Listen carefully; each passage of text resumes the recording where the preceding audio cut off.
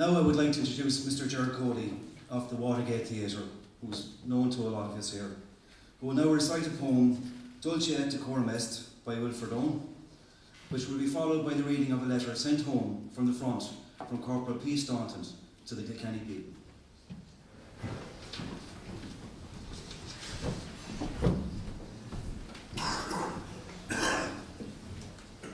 So we'll start off with the letter from Corporal P. Staunton, and it's a Kilkenny soldier's letter, and in brackets, passed by censor to the Kilkenny people.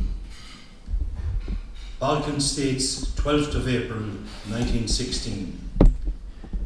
Dear Mr. Keane, I take the liberty of writing to you to let you know if you will be so kind as to spare a space in your valuable paper for this letter. Being an old reader of the Kilkenny people, I will try and let the readers at home know through you of the doings of the people's readers abroad. I have been through the landing on the 6th of August 1915 at Bugle Bay, where I am sorry to say we lost a few Kilkenny boys. From there we found ourselves on the Serbian frontier, facing the Germans, Bulgars, Austrians and Turks. We, however, gave them to understand that they were up against Irishmen. Much to their surprise, but they came on in overwhelming numbers. Still, there was no Kilkenny man coming down from the mountains wounded, but unfortunately, the frost and snow proved too masterful for a couple of the Kilkenny lads who got frost-bitten. But they proved themselves men and passed on with a smile on their lips to hospital. And as they passed, you could hear their password, "Up the black and amber." To mention the names of these brave lads, I only think will serve to gather them some praise, which they highly deserve. Their names are John Sheridan, Dido Kenny, as we used to call him, from Walton Street Upper, and the renowned Cockburn, brother of James, who got wounded through the tie. All belong to the Connacht Rangers. Well, the Kilkenny people has been a great welcome to us Kilkenny boys, both in Gallipoli and in the Balkans. And every post that comes, the cry is, "Did you get the people?" Our division is the 10th Irish Division, which bore the brunt at the landing and saved the day in Serbia, and which all the papers gave praise to that memorable retreat. We are now 9 months on active service and don't expect to get leave before we finish the Huns up out here. I may mention that the boys from the city and county have been very lucky out here, thanks be to God. I also may mention the names of the heroes who fell at Bugle Bay. Sergeant Michael O'Keefe, late of Queensbridge, and Privates Kieran Meehan of Garden Row and W. O'Connell from Magdalen Street. Their memory is still fresh with us, and I trust that the people at home offer up a prayer for their happy repose. The English papers may boast of the deeds of valour performed by the Australian forces, but let them compare them with the magnificent dash of the Irish regiments and see who comes first. I think I will draw this letter to a close by saying that all the boys from the city and county are in the pink, and all hope to be back again soon with the help of God. I enclose a few verses I composed by the help of Private J. Hogan, 3909 of the 4th Battalion, on thinking of the landing at Bugle Bay. I conclude by sending my best wishes for the success of your valuable paper. I am, sir, yours sincerely, Corporal P. Staunton, number 78 A Company, 5th Royal Irish Regiment, 10th Division, Salonika Field Force. The landing at Bugle Bay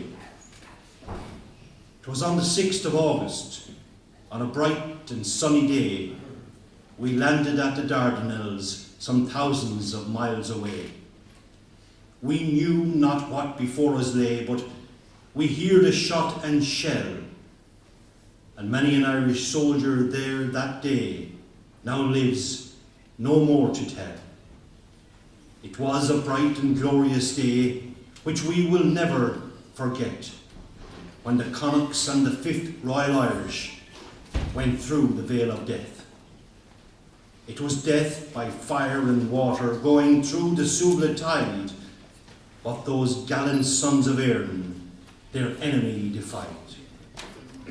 I will raise a glass filled to the brim of Smithwick's sparkling ale, and drink to the health of the boys that live, who fought and did not quail. And whenever I hear the sound of guns and the clamour of war and din, I will never forget Gallipoli and the struggle I there was in.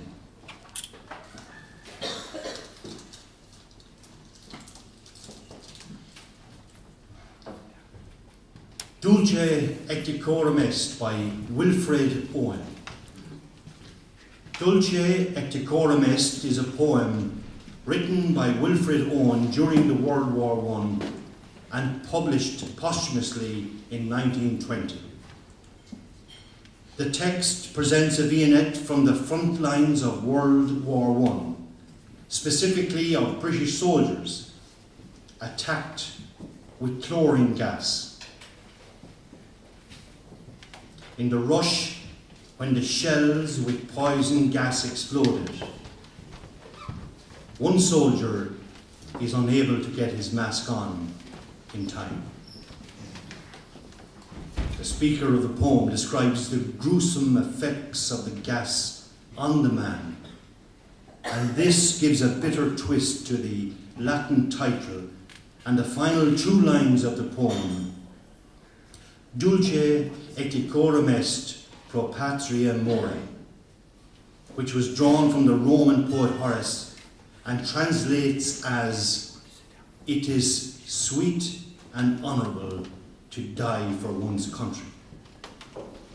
These words were often quoted by supporters of the war near its inception and were, therefore, of particular relevance to soldiers of that era. Owen's shocking, realistic poetry about the horrors of trenches and gas warfare was heavily influenced by his friend and mentor Siegfried Sassoon, and was in stark contrast both to the public perception of war at the time and the confidently patriotic verse written by earlier war poets such as Rupert Brooke. Wilfred Owen was killed in action in the trenches on the 4th of November 1918, just 1 week before armistice. He was 25 years old. Dulce et decorum est. Bent double like old beggars under sacks. Knock-kneed, coughing like hags, we cursed through sludge, till on the haunting flares we turned our backs, and towards our distant rest began to trudge. Men marched asleep. Many had lost their boots, but limped on, bloodshot. All went lame, all blind, drunk with fatigue, deaf even to the hoots of tired, outstripped 5-9s that dropped behind. Gas! Gas! Quick, boys! An ecstasy of fumbling, fitting the clumsy helmets just in time. But someone still was yelling out and stumbling, and floundering like a man in fire or lime. Dim, through the misty panes and thick green light, as under a green sea I saw him drown. In all my dreams, before my helpless sight, he plunges at me, guttering, choking, drowning. If in some smothering dreams you too could pace behind the wagon that we flung him in, and watch the white eyes writhing in his face, his hanging face like a devil's sick of sin, if you could hear at every jolt the blood come gargling from the fraught, corrupted lungs, obscene as cancer, bitter as the cud of vile, incurable sores of innocent tongues, my friend, you would not tell with such high zest to children ardent for some desperate glory that old lie, dulce et decorum est pro patria mora.